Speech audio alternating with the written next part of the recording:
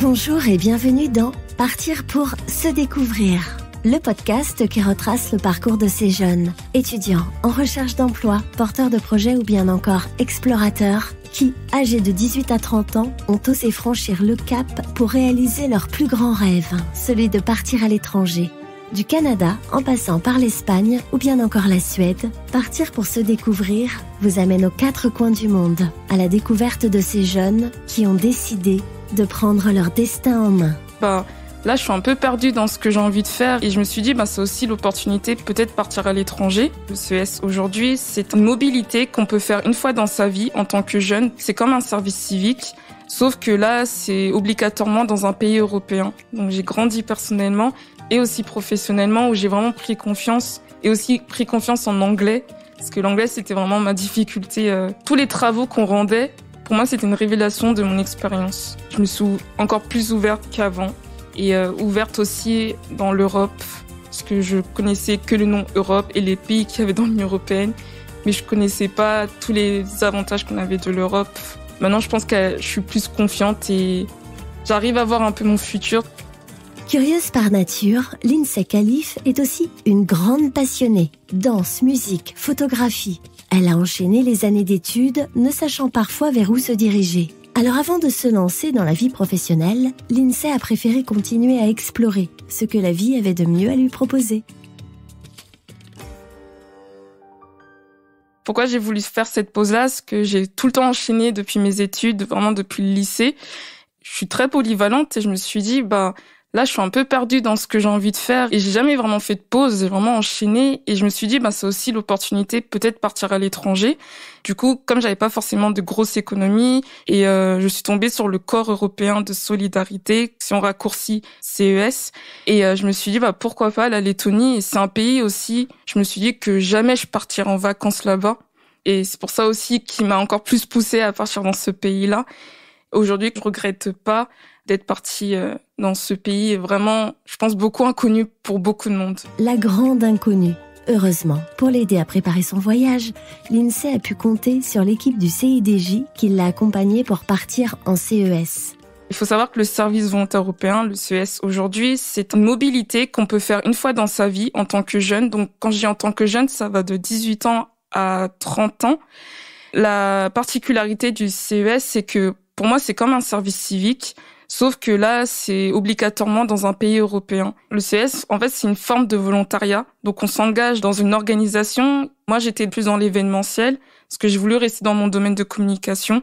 Et du coup, oui, moi, j'étais dans un studio pour jeunes. Je me souviens, quand on m'a accepté pour ce CES, l'organisation, donc JS Bambous, ils étaient très organisés. Donc, ils m'avaient envoyé plein de documents par mail pour me dire il faut que vous portez tel type de tenue pour supporter l'hiver, prendre des vitamines ou des choses comme ça. Donc, j'étais très rassurée dans ce sens-là. Et après, je suis quelqu'un de super bien organisé. Donc, j'avais aussi regardé en amont des personnes qui avaient fait aussi un CES, pas forcément en Lettonie, mais un peu voir comment ils avaient géré leur expérience là-bas et comment se préparer. Et après, finalement, tout ce qui est matériel, vêtements, ces choses-là, ça m'a pas dérangé parce que je suis quelqu'un de très hivernal.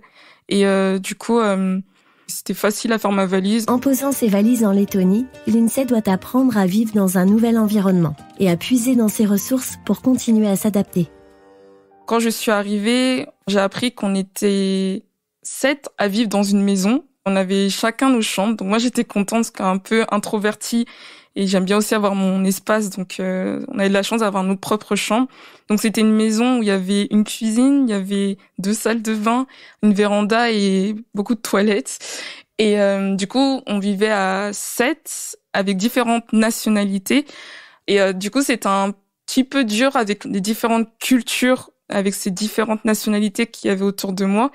Mais finalement, au fur et à mesure, je me suis faite. Je me souviens juste une anecdote, c'était j'ai commencé à pleurer et moi on m'a toujours appris Lindsay, pleure pas, ça te rend faible. Et du coup, les Lettons avec qui j'étais disaient mais Lindsay, faut que tu pleures, t'es humaine, etc. C'est là que je me suis dit je me suis commencé à m'accepter et aussi accepter ce côté hypersensible que j'ai beaucoup refoulé dans mon enfance. Et ça m'a beaucoup apporté personnellement. Donc j'ai grandi personnellement et aussi professionnellement où j'ai vraiment pris confiance et aussi pris confiance en anglais. Parce que l'anglais, c'était vraiment ma difficulté.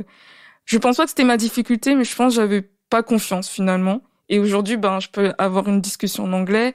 Je peux dire ce que je pense naturellement sans que je me préoccupe des jugements des personnes autour de moi. Et ça m'a vraiment ouverte, en fait, je pense. Durant son année à l'étranger, Lindsay passera par des périodes de doute et d'autres moments de grande joie. Avec le soutien de sa famille et de ses amis de Lettonie, elle parvient à lever ses blocages et à les transformer en force. Vraiment, au tout début, tout le monde parlait super bien anglais et je comprenais, mais j'arrivais pas à m'exprimer en anglais comme je m'exprime en français. Et je me souviens, j'avais un ami suisse, il sortait plein de blagues en anglais et du coup, moi je comprenais pas, je vois tout le monde rigole du coup, j'appelle ma mère au téléphone, je dis je comprends rien et tout ça, j'étais vraiment en larmes et ma mère, pareil, qui m'a encouragée, qui me fait mais Lindsay, t'as fait tout ce chemin-là, je pense pas que tu vas t'arrêter à quelqu'un qui a fait une blague en anglais que t'as pas compris. Et finalement, plus j'ai avancé, aussi mon anglais s'est amélioré, ma compréhension aussi en anglais s'est très bien améliorée. Je suis revenue sur ce moment où ce garçon-là sortait plein de blagues et tous les autres m'ont dit mais en fait ils avaient rien compris, ils ont tous rigolé en fait, mais par respect. Et du coup j'étais là, ah oui en fait il y a pas que moi, on est tous finalement un peu pareils et que j'avais pas besoin d'avoir honte dans ce moment-là et ça m'a fait d'un côté plaisir que tout le monde n'ait pas forcément compris sa blague. Moi, c'était vraiment l'anglais, ma difficulté. J'avais pas des grosses difficultés, mais l'anglais, je vois qu'il y a vraiment une énorme évolution. Avec le recul, Lindsay réalise à quel point cette aventure lui a permis d'oser, de s'affirmer et de prendre conscience de tout son potentiel. On devait faire une vidéo de conclusion de notre expérience. Et du coup, avec mon ami belge qui s'appelle Shems, on s'est donné les moyens pour rendre une vidéo qui soit notre style.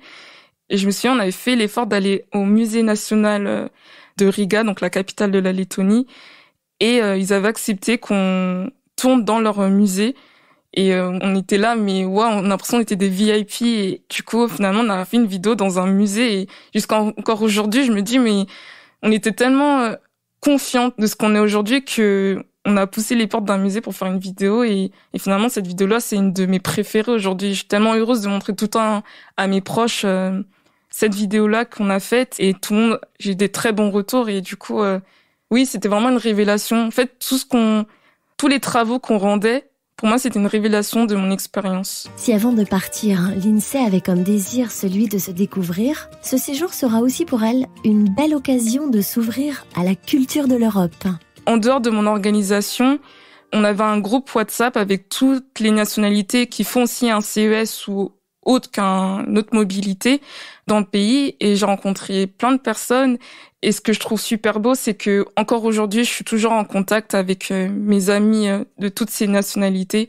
Et ça me fait plaisir qu'on soit toujours en contact. Et je pense que c'est parce qu'on a vécu tellement de moments forts ensemble que c'est pour ça qu'on se voit encore aujourd'hui. Je me suis encore plus ouverte qu'avant et ouverte aussi dans l'Europe, parce que je connaissais que le nom Europe et les pays qu'il y avait dans l'Union européenne, mais je connaissais pas tous les avantages qu'on avait de l'Europe. Et pour moi, il faut s'ouvrir au monde et voir aussi les chances qu'on a en tant que Français et en tant qu'Européens. Mais vraiment l'ouverture aux autres, l'ouverture au monde et l'ouverture à un pays qu'on connaît pas. À son retour en France, Lindsay réalise à quel point la Lettonie l'aura profondément bouleversée. Très dur de revenir en France parce que j'ai appris aussi à me lâcher prise et à être très simple. Et je trouve en tant que Française, on a un peu ce côté un peu superficiel et ça a été un peu dur au début. Après, j'ai commencé à comprendre, voilà, je suis la Lindsay d'aujourd'hui, la Lindsay super sensible, super simple et très créative et que c'est ça que j'ai envie de transmettre aujourd'hui, cette Lindsay-là, pas la Lindsay qui se cache parce que telle personne préfère que la Lindsay soit comme ça. Et je suis super contente de dire les choses maintenant, aujourd'hui, dès que j'ai une émotion qui arrive, de pouvoir mettre un mot dessus. Non, ça m'a beaucoup révélé, ça a révélé la Lindsay d'aujourd'hui et ça, maintenant je pense que je suis plus confiante et j'arrive à voir un peu mon futur, parce que aussi, c'est à cause de ça que j'avais fait cette expérience-là, de me poser sur moi-même et voir ce que j'aimais, ce que j'aimais pas et quel environnement j'ai envie d'être. Et la Lettonie a aussi ouvert peut-être un champ dans mon futur métier, c'est de travailler peut-être pour la jeunesse, parce que je crois beaucoup en ça aujourd'hui. Et j'ai envie de continuer dans ce domaine-là. Aujourd'hui, grâce à cette aventure, l'INSEE envisage son futur beaucoup plus sereinement. Ce qu'on pourrait me souhaiter, c'est vraiment que j'atteigne ce but d'épanouissement comme je l'ai autant voulu, notamment très professionnellement, parce que personnellement, je pense que je l'ai atteint, mais professionnellement, j'aimerais bien trouver le job ou l'emploi qui fait que je suis bien aujourd'hui. Que ce soit dans le cadre de programmes d'échange, pour effectuer un stage à l'international, s'engager dans du volontariat, ou bien encore pour accomplir un projet personnel. Le CIDJ et le réseau InfoJeunes Eurodesk vous accompagnent pour concrétiser votre projet. Alors si vous aussi, vous avez envie de partir à l'étranger, rendez-vous directement sur le site du CIDJ pour retrouver les coordonnées des référents Eurodesk près de chez vous.